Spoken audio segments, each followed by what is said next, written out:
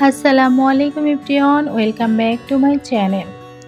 আজকে আমি শেয়ার করব করলার চিপস। ভীষণই মজাদার এই করলার চিপস। আপনারা কিন্তু বাসায় একবার তৈরি করে দেখতে পারেন।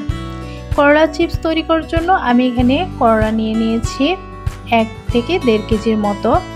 তো করলাটা এখন আমি খুব ভালোভাবে ধুয়ে পরিষ্কার করে গোল গোল করে কেটে নিয়েছি। তারপরে দিয়ে দিচ্ছি এখানে লবণ দিয়ে তারপরে দিয়ে দিব পানি। লবণ এবং পানিটা দিয়ে আমি কিছুটা সময় এখানে ভিজিয়ে রাখছি। এখানে 5 মিনিটের মতো আমি ভিজিয়ে রাখছি। আপনারাও কিন্তু 5 মিনিটের মতোই ভিজিয়ে রাখবেন। তো ফিরে আসলাম 5 মিনিট পর। 5 মিনিট পর কিন্তু আমি করলাগুলো খুব ভালোভাবে ছেঁকে নিয়েছি। ছেঁকে একটা বোলের মধ্যে নিয়ে নিয়েছি। পানি কিন্তু কোনোভাবেই এই করলার মধ্যে নেই। দিয়ে দিচ্ছি এখানে কর্নফ্লাওয়ার দিয়েছি 2 টেবিলস্পুন পরিমাণে। তারপরে দিয়েছি চাউলের গুঁড়ো 2 টেবিলস্পুন পরিমাণে। আর দিয়ে দিচ্ছি এখানে বেসন 2 টেবিলস্পুন পরিমাণে। এখানে এই গুঁড়োগুলো কিন্তু খুব ইম্পর্ট্যান্ট, আর এইগুলোই কিন্তু চিপসটা একদম মুচমুচে করবে। তারপরে এখানে দিয়ে দিলাম আমি মরিচের গুঁড়ো দিয়ে দিলাম 1 চা চামচের একটু কম। আর দিয়ে দিচ্ছি হলুদের গুঁড়ো এখানে 1/2 চা চামচ পরিমাণে। এখন দিয়ে দিচ্ছি এখানে বিট লবণ সামান্য একটু, আর দিয়ে দিচ্ছি লবণ স্বাদ মতো। এ পর্যায়ে সবগুলো উপকরণ দিয়ে খুব ভালোভাবে করলাগুলো মিশিয়ে নিতে হবে। খুব ভালোভাবে কিন্তু এই পর্যায়ে মেশাতে হবে একটু সময় নিয়ে, যাতে করে করলার মধ্যে সবগুলো উপকরণ খুব ভালোভাবে মিশে যায়। আমি খুব ভালোভাবে মিশিয়ে নিয়ে 5 মিনিটের জন্য রেস্টে রাখছি।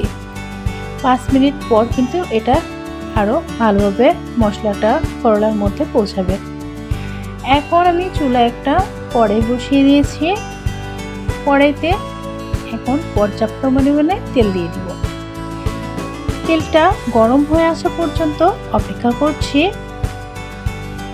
তেলটা গরম হয়েছে কিনা আমি প্রথমেই দুটো দিয়ে চেক করে নিচ্ছি। তো করলার ভাজির জন্য কিন্তু তেলটা একদম পারফেক্টলি গরম হয়ে গিয়েছে। এরপরে আমি অল্প অল্প করে আস্তে আস্তে কিছুটা করে দিয়ে দিচ্ছি।